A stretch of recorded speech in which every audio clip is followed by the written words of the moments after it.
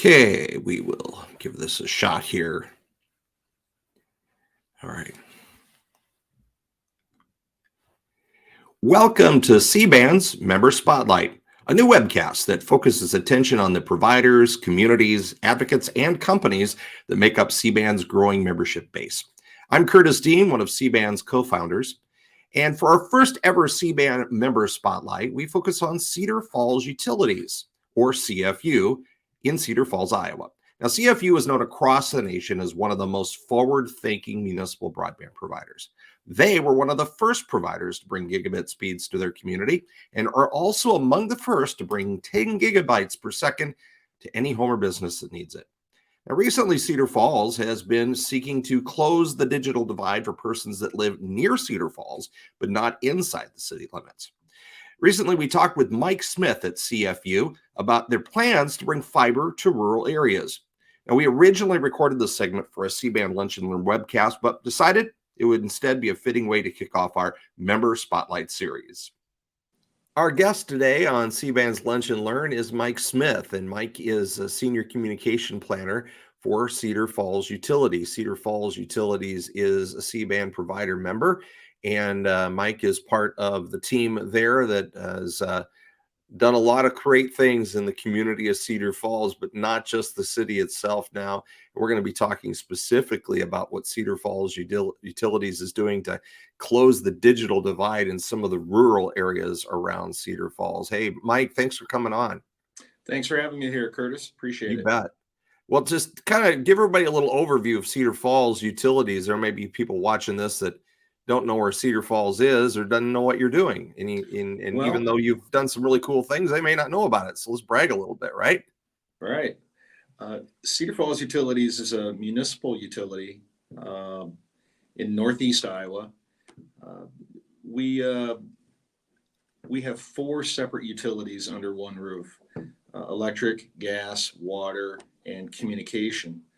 The communication utility was started back in around 1994, and we initially built a HFC system, and then in 2009, 2010, we made the decision to overbuild our current system and retire the HFC system and replace it with an all fiber to the home.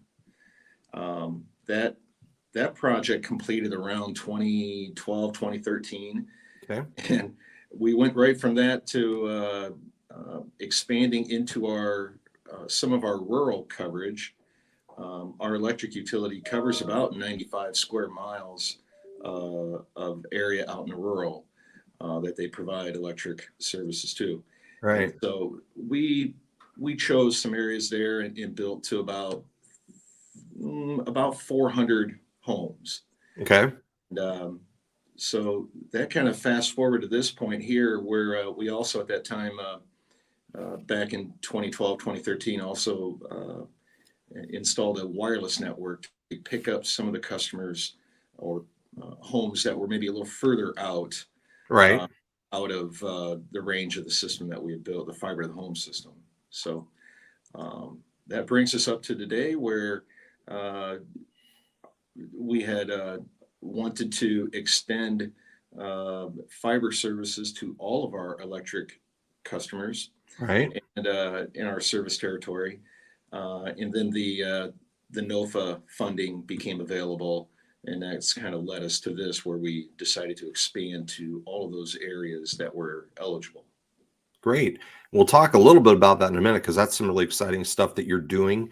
You're not the only municipal that is doing that, but you guys have certainly taken on the task of building out in rural areas more than most. Now, you mentioned, obviously the city, people that live in city limits of Cedar Falls have had great broadband for a long time.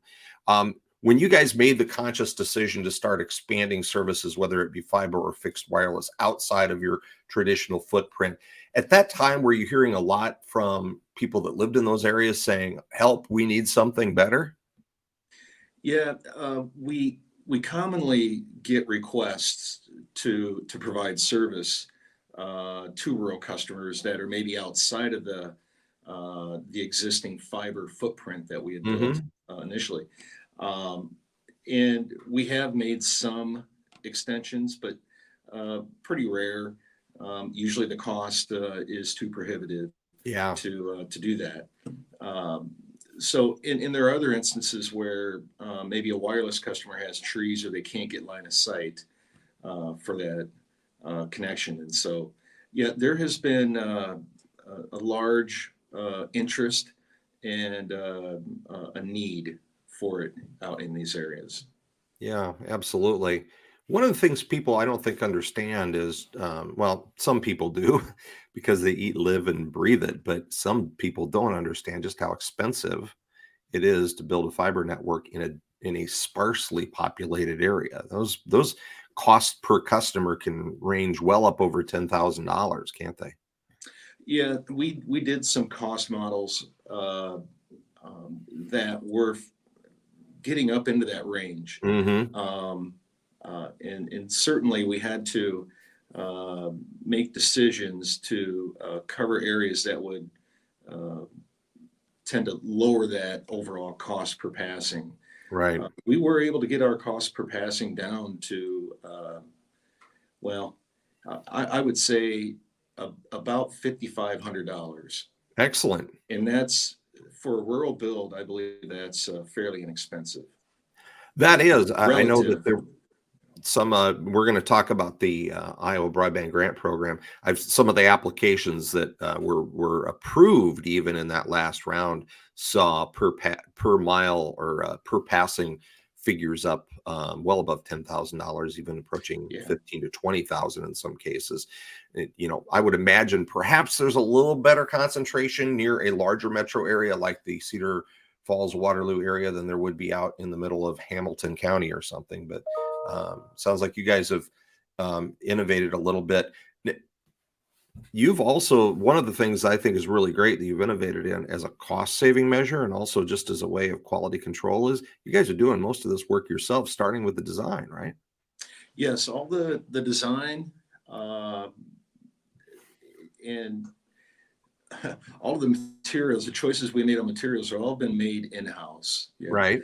I had the task uh, of coming up with a design and fine tuning it probably 15 different times, and then expanding it beyond what the initial idea was when the funding areas uh, became more clear. Hmm. Um, our design did, or the plan to build grew a little bit.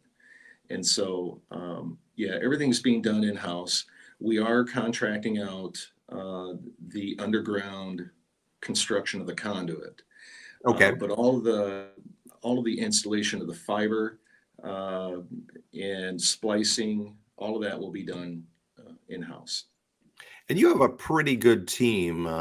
Cedar Falls, one of the larger municipal, certainly the largest municipal broadband utility in Iowa, but one of the larger ones even around the country. So you also have a team that's quite experienced because you just went through this inside your own city limits here just a few years ago.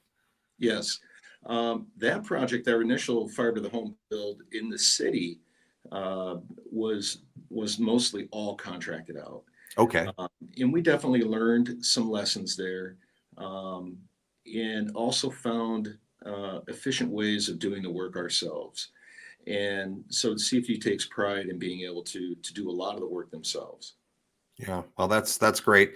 Again, it's not just a cost saving measure; it's a quality control measure. Yeah. And there's only you can't point fingers because you're pointing at yourself if you're responsible for the work.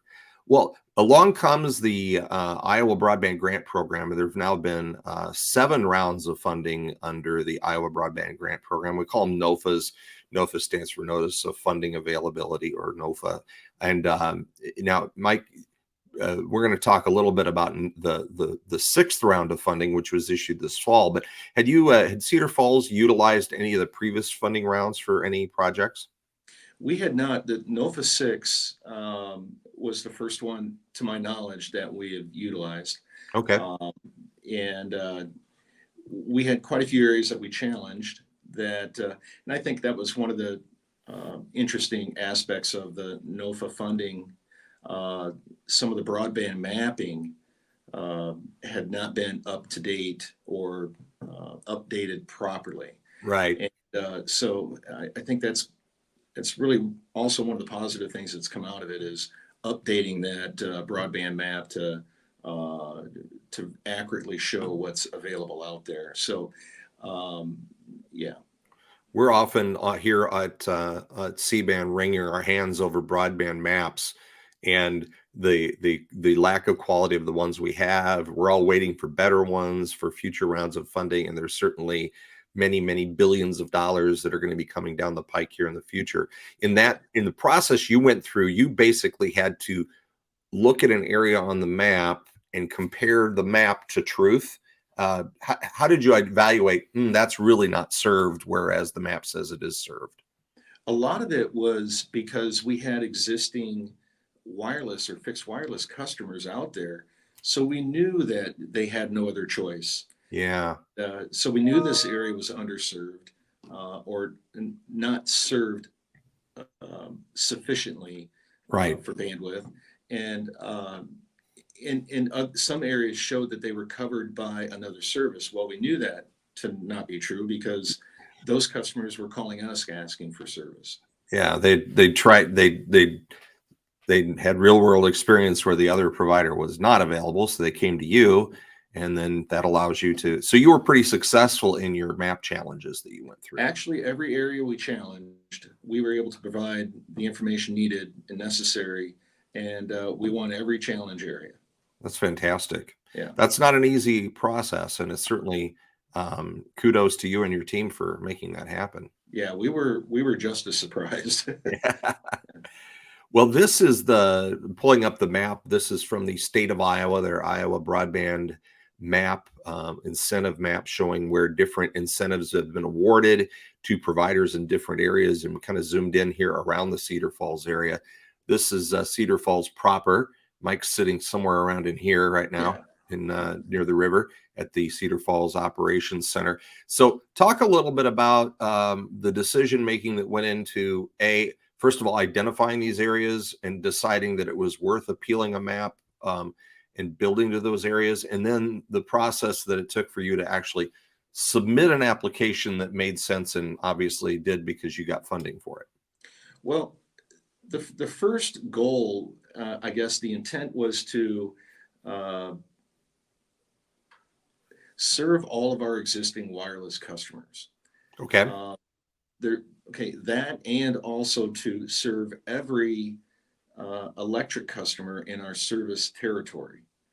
And as I mentioned earlier, Cedar Falls Utilities has about a 95 square mile coverage for electric service. And so that was one of our main goals was to provide fiber to the home for every electric service customer we had, and also provide a fiber service to all of our fixed wireless customers. Great. So the shaded area on the map shows the service territory or the targeted service areas that were granted. There are some areas within that that aren't shaded, but we are also servicing as well as part of this project. Yeah, we talked a little bit before we got going here. I was curious about the town of Benson, or if it is a town. It sounds like it is, but that's an area you had previously served. Yes. Yeah. And some of these are almost like it's not so much rural anymore. When you get to an urban area like this, it's almost like really sparsely populated suburbs in a way. It's country, but people choose to live in the country because they like the larger lots and wooded areas and whatnot. So yeah, that area just north and west of right about where your cursor is there, that is already serviced with our existing rural system. Okay. In the town of Finchford, if you see that up there, yep. That is already fed by our system as well. So you can see we already kind of covered that area right in the middle of all that. Yeah. So it's kind of an edge out strategy, really, isn't it? Well, yes. Unfortunately, the initial rural fiber network that was designed and built was not really designed to be expanded upon. There Okay. wasn't excess capacity, so there is going to be part of our application included upgrading some of the uh, cables that fed that in order to feed this extra capacity we're going to need out there. So increased fiber counts so that you've got more fiber capacity out at the edge of that. So when you go beyond that edge, there's still plenty there for that. Yeah, this design that we've come up with will be able to be expanded upon, and if there's a sufficient backbone, if they wanted to build 300 homes out there, we could service that. That's fantastic. Yeah, That that's really an important point you bring up, Mike, because it's something that isn't all sometimes is maps don't show future development. right. Right. And I know of another community that I've had conversations with where they've applied for grant funding in their state for an area that they know in the next 3 to 5 years that there will be 50 homes there. They aren't there yet, and therefore their funding has been turned down because well, there's nobody living there. Yeah, but I can show you the plans for that development. So Right. that's the frustrating part. Maps represent a snapshot in time, and sometimes it's a really blurry snapshot. You've made it a little sharper where you're at, but and by being able to accommodate areas of future growth that will allow those developments to probably be more prosperous than if they had to suddenly scramble to find somebody to serve them.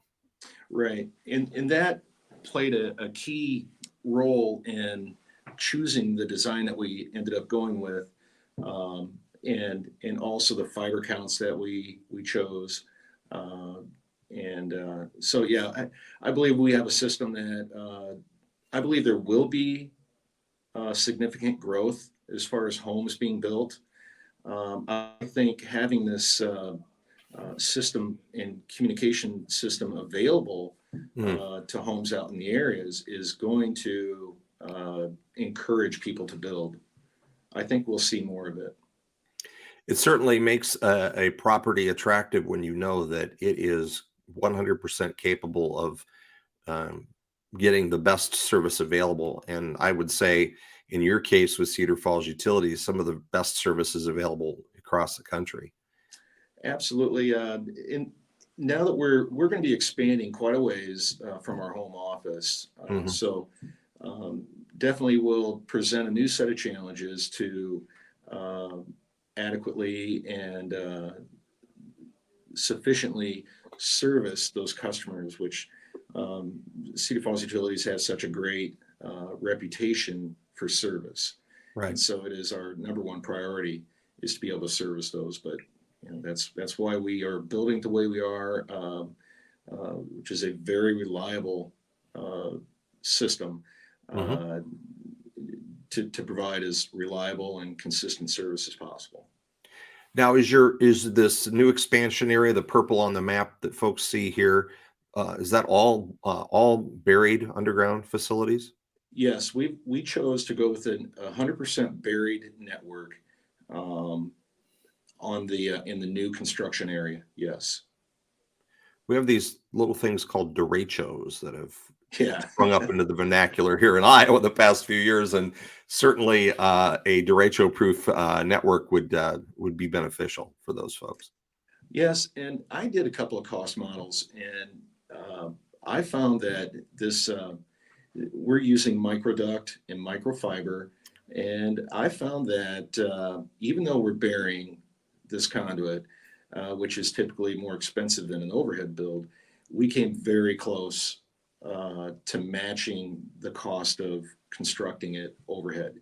And if we would have gone with a mix of overhead and underground, we would have had to have contracted that out because it just would have been asking a little too much of our crews to Sure. take care of all the daily goings on of the utility and still build hundreds, over 100 miles of overhead. So, yeah, we chose to go all underground and for, in my opinion, about the same cost.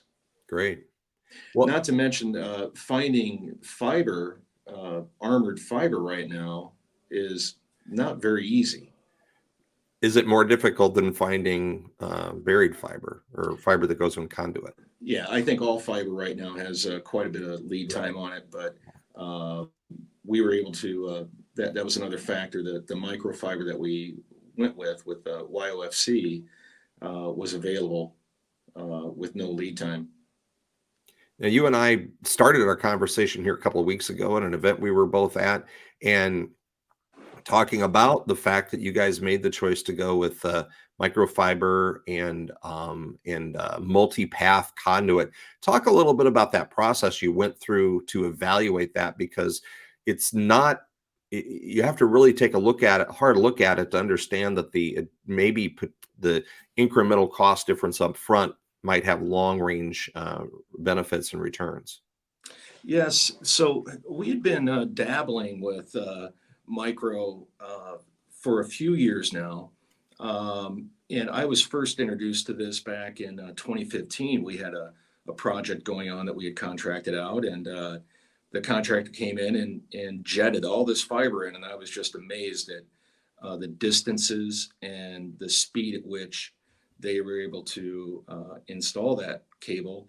And also the how few crew members they had and what they were able to accomplish in a day's work. So that kind of got the ball rolling. And then I finally had a couple of projects that I felt were candidates for micro technology. Hmm. And uh, long story short, we were able to get a demo unit down here and got the micro conduit installed, and it was an overwhelming success. We were pretty surprised at how efficient installing fiber was, um, and so and that's why I chose to go with this on the rural in a Hmm. rural setting especially.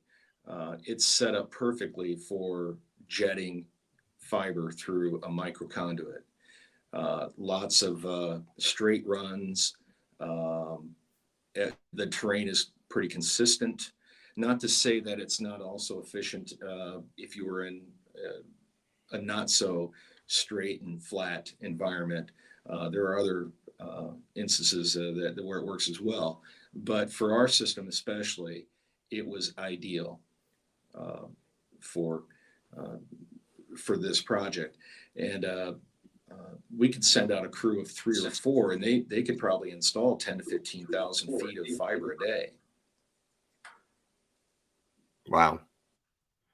I was looking for a good illustration. The previous picture I had was a little too small, Mike, but Duraline is actually a CBAN associate member, so let's give them a little credit here. Okay. They're one of the manufacturers that make the microduct that we've been talking about, and essentially it's a bunch of pipes in the middle of a big pipe, and you bury it all at the same time, and you may only use one or two of these smaller pipes, but you've got all this others that you can use in the future if needed, right? Yes, that's the very interesting part of this whole thing is uh, being able to pull one pipe down there with multiple paths in it. And I think Duraline has the trademark on that future path because that's Yep. exactly what the name implies, future. Um, Throughout our network, our particular design, I did design in an extra pathway Hmm. or an extra conduit throughout. Um, and in a rural setting, you don't need to do the 7-way. Right. Um, we did do some 4-way, quite a bit of it. A majority of it is 2-way, Hmm. but and a lot of single. Um, but I'm looking at incorporating this into the residential designs as well in town, and I think I have a way of doing that as well. It takes a different way of looking at things, and it changes how you go about design. But the future path, I think, is going to be the way of the future. Uh, just it eases the installation of the fiber itself, and Right. it's a one and done technology. It just you put that pathway in there, and we had normally gone with a 2-inch conduit, and I know a lot of systems go with 1.25 inches. Right. Yeah. And you can get a couple of cables in there, and a 2-inch you could get 3 in there. But on the longer runs, it makes it much more difficult by the time you get 2 or 3 cables plus a tracer wire or an extra pull rope. All these things tend to get twisted around each other. It makes it more difficult to come back in the future to do anything. I just realized while we're talking here, I didn't have to pull up a picture. I've got one sitting on my desk, which I use as a pen holder.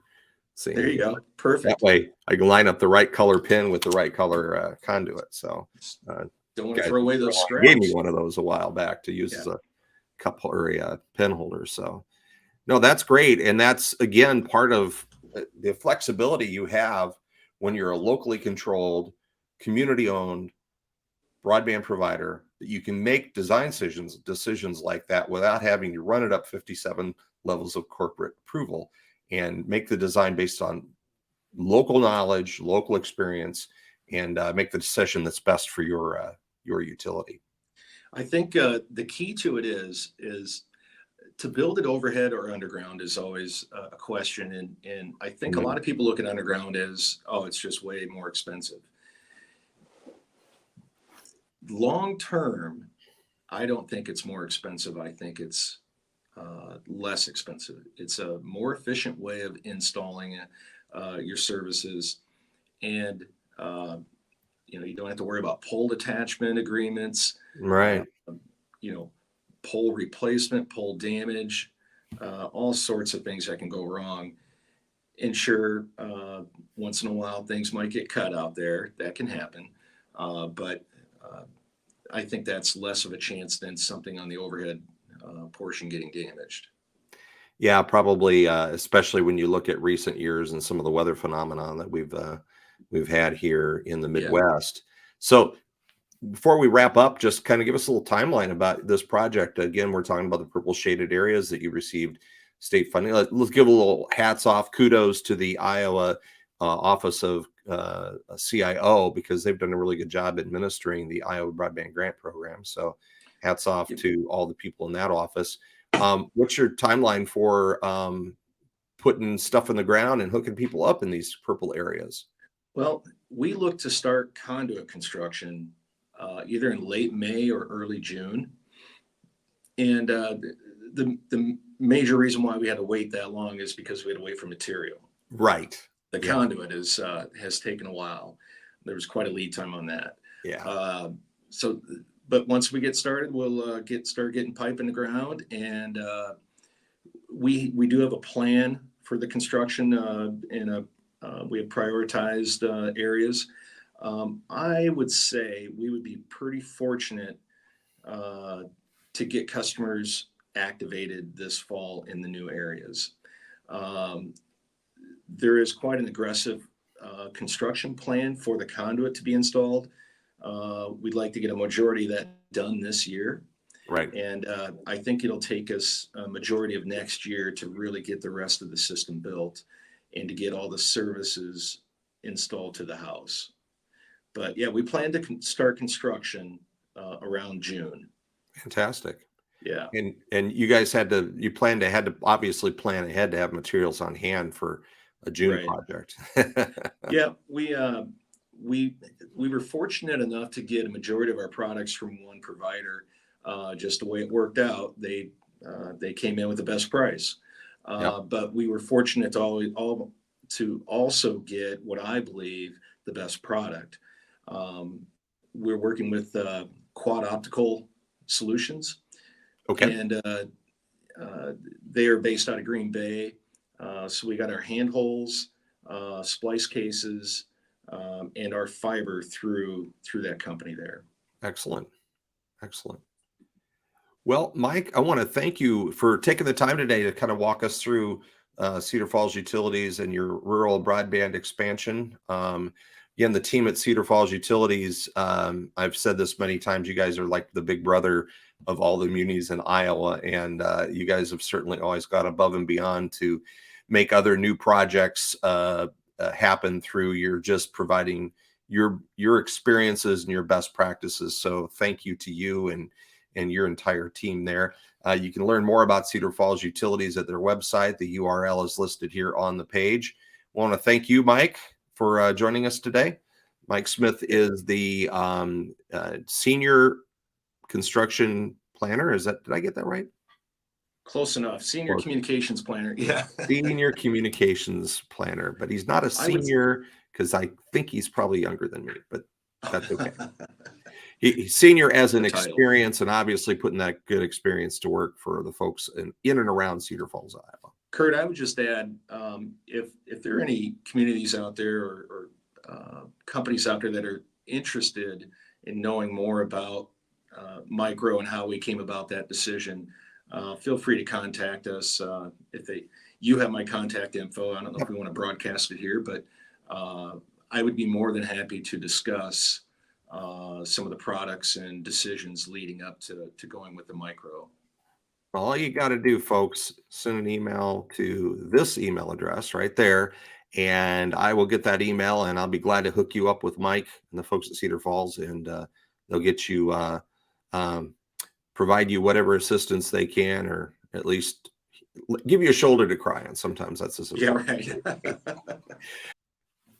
We hope you enjoyed our conversation with Mike Smith at Cedar Falls Utilities, and we hope you'll join us again for our next edition of CBAN's Member Spotlight.